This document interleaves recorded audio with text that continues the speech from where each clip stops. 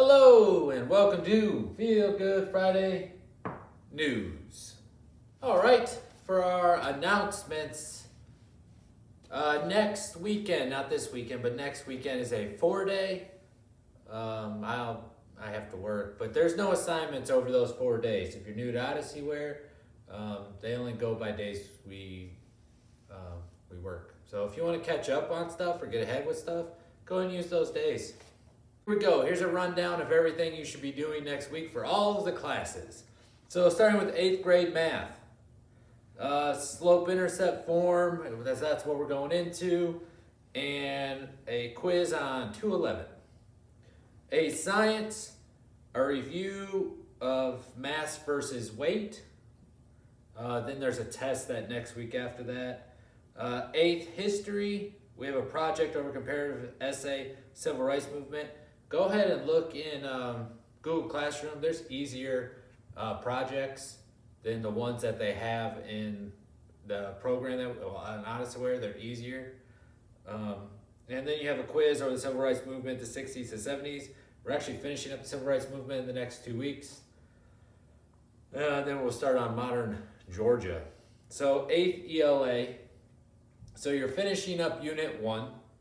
You have to read the white umbrella and complete the 2 corresponding assignments. You have quiz 4 and a unit test next week, study guides on Google Classroom. Tell your teacher I am not your ELA teacher. If you have seen any of my videos, I cannot write and I do not talk very well and I can't pronounce anything. I am very bad at the ELA. Tell teacher projects aren't skipped. 8th honors math. You have a quiz and a test over quadratics next week.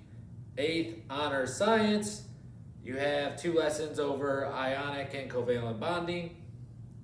7th AC math, test probability and functions. We're moving into functions. Thank whoever that we were done with probability. And 7th history, you have a quiz over Africa. We'll be in Africa for the next couple weeks in there. So that's everything. It should have been listed right here maybe. I don't know what I'm going to do, but that's a lot of stuff to write, so it's somewhere on the screen. All right, your weather for today. It looks like it's raining. All right, and now for our newest segment, Where's Waldo? I don't know. I don't see him anywhere. There he is. Good job if you found him. The sports here at Perry Middle School have not been going well with, there's some like flu or something go around, the Rona. It's been hurting not only our school, but all schools. It's just that time of year and there's other illnesses and everything going around. So yeah, they're doing their best that they can. All the teams are actually pretty good this year. They just haven't had time to play. And if you practice all the time, it just doesn't become fun if you never get to play. So, there you go. All right, and your dad joke of the week. What kind of shoes do ninjas wear? Sneakers. All right, and my favorite part of this, because I know barely anybody watches this videos, if anybody does at all, I like talking about Detroit sports news because that's where I'm from. And as much as I've started enjoying the Atlanta sports,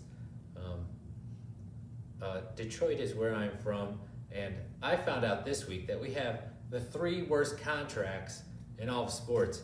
Now, Miguel Cabrera, I understand, we signed him a long time ago, but he's just he's done a lot, so let him have his money and keep paying him. He did a lot for Detroit, took us to 2 World Series. We didn't win either because they just choked.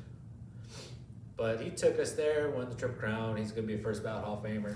Let him get his money as he, stutters out. And then we trade Matthew Stafford for a Jared Goff contract, which is, if you hear everything, it was basically untradeable. They gave us a first-round draft pick just to take that terrible contract on.